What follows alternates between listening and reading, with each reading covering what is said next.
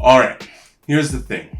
We live in a world more obsessed with perfectionism than ever before. And I'm talking inside and outside of the tabletop role-playing game hobby space. And this obsession with perfectionism can make it really, really hard to do anything, including running or even playing in a game of Dungeons and Dragons or Pathfinder or Old School Essentials or whatever tabletop role-playing game that you and your group happen to be into right now. But when I first got into this hobby, I didn't really care about any of that. At least not at first. The very first time that I played Dungeons and Dragons was about 6 years ago. And it was something that I always really wanted to try ever since I was a little kid, but I could never convince any of my friends to play with me. I mean, we'd play World of Warcraft and we'd read comic books and talk about our theories about the X-Men, but for whatever reason, playing Dungeons and Dragons was still seen as something too nerdy for us to do. But anyway, I digress. I was in my early 20s, and I finally got a bunch of my homies together, and we all agreed to play Dungeons and Dragons, and I was so stoked. We were all sitting on the hardwood floor, cramped around this tiny, dinky table in my old crappy apartment, and that was basically it. We didn't have maps or terrain or minis or even music. It was just us sipping some warm beers, using our own voices and imagination. But it still blew my fucking mind. Suddenly, I wasn't this 20-something-year-old kid worried about school and impressing girls and trying to figure out who I was even gonna be in this world. I was Tartufo, the half-orc barbarian, venturing in a world that hated and feared me. Classic. So anyway, I mean, obviously, I fell in love with this hobby instantly.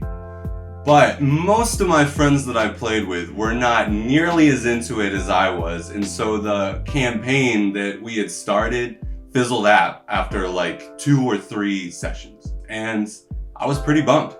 But one of my friends, shouts out to Ryan, I love you man, suggested that I should try starting my own campaign as the Dungeon Master because I was so much more into it than everybody else. I mean, I was using voices, I was acting out how I was chopping goblins in half with my battle axe and how their little feet would twitch in the ditch as their life drained out of them. I was really into it. So I thought to myself, yeah, maybe I can be a Dungeon Master. The thing is though, at this time, Dungeons and Dragons was really just starting to blow up the way that we have it today. I mean, we were playing 5th edition, but to me, it was still this super nerdy, niche, forbidden thing that I was doing with my friends secretly in my apartment that no one really wanted to talk about. And I had no idea that shows like Critical Role or Dimension 20 were really becoming a thing now. And, of course, at that time, and perhaps even more today, Matt Mercer was like the DM or GM to look up to. Now, I'm not gonna get into the whole Matt Mercer effect thing, at least not in this video.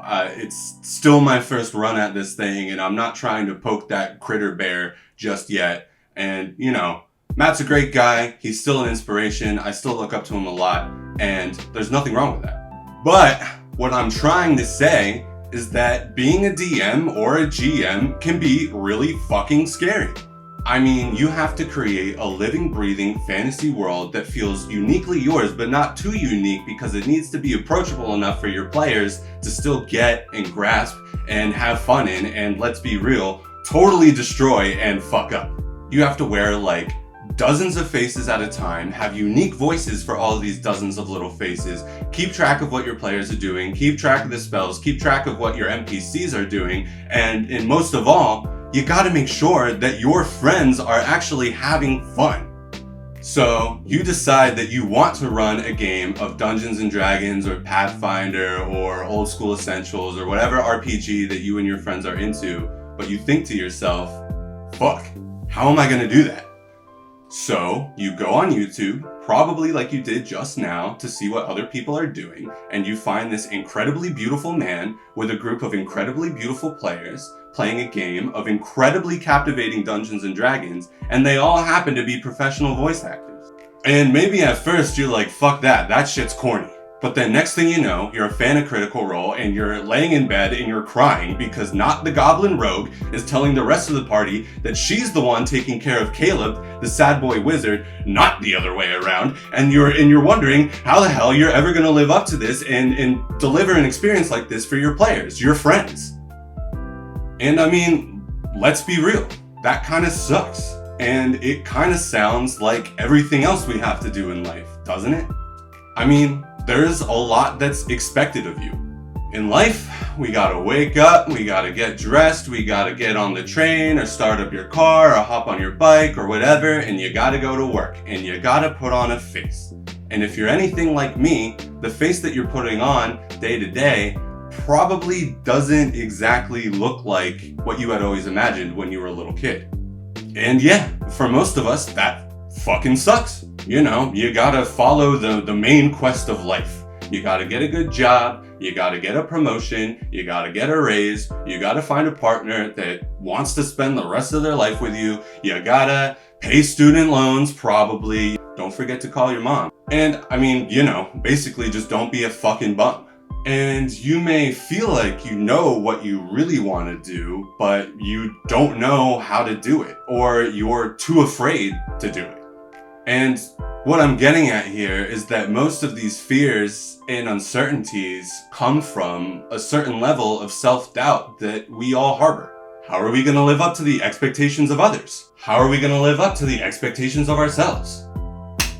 But honestly, the real secret is you just have to fucking do it. And that's the crux of this video, man. As soon as you get hung up on these expectations that you have set for yourself, you've already taken an arrow to the metaphorical knee. You've put the kibosh on yourself before you could even try. And when it comes to running a game of Dungeons and Dragons or Pathfinder or Old School Essentials or whatever, you don't need any fancy tools, you really don't need any expensive books, and you really don't need to be a professional voice actor. I promise. What you really need to be a great game master is vulnerability, creativity, and inspiration. Being a GM is really about finding the confidence to just be yourself and put it all out there for everyone, even if that everyone is just 4 or 5 of your closest friends to see. It's about mastering fundamental critical thinking skills, being able to improvise, think on your feet, turn on a dime, and roll with the punches.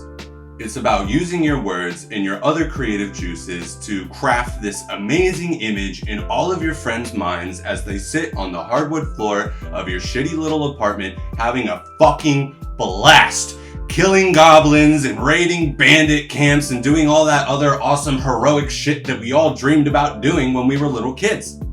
And that's what fantasy ttrpgs are all about. It's about doing all this incredible, fantastic, dope shit that you've always wanted to do with your friends. Even though all of that dope shit is really just in your head. And yeah, that's what this channel is gonna be about. I'm here to spread my love for and the magic of tabletop role-playing games and the craft of storytelling and creativity with all of you guys. The thrill of getting together with your friends and crafting these dope adventures that you are still going to be talking about when you're pushing rocking chairs and slurping applesauce through your dentures decades from now. And yo, I gotta give credit where credit's due. The hugely inspirational Hankrin Furnail, Ingrid Bernhall, Runehammer said in one of his more recent videos that this YouTube space needs more creativity. We need more people talking about the shit that we're doing and less talking about the shit that other people are doing. You know, less critique, less negativity, less criticism, and more inspiration. And yeah, that really struck a fucking chord with me, man. You know, because just like DMing for the first time all of those years ago, honestly, I've always wanted to create a YouTube channel. I've always wanted to publish the ttrpg adventures that I'm writing and share them on drive-thru-RPG or whatever. I've always wanted to be a creative guy and take those creations and share them with the world, but I've always been too afraid of my own expectations to even try. But no more. To hell with my expectations, and to hell with your expectations. I mean, come on guys, how can we even roll a natural 20 or a crit fail if we don't even try? Am I right? So that's it. I'm doing it. And if you're in a similar boat, whether you're an aspiring new GM, or a veteran DM, or a salty old grognard, or just someone that really enjoys playing their character, or any other guy, gal, or non-binary pal that just wants to get creative and inspired and share their creations with the rest of the community, then you found a great place to stop and rest for a while. And yo, when you're ready, I hope you'll smite that like button, jingle the little bell, leave me a comment down below about the dope shit that you're working on right now, and join me on this excellent adventure that we're forging together. I know I'm gonna be here with a new video every Friday. Okay, so until next time, venture forth.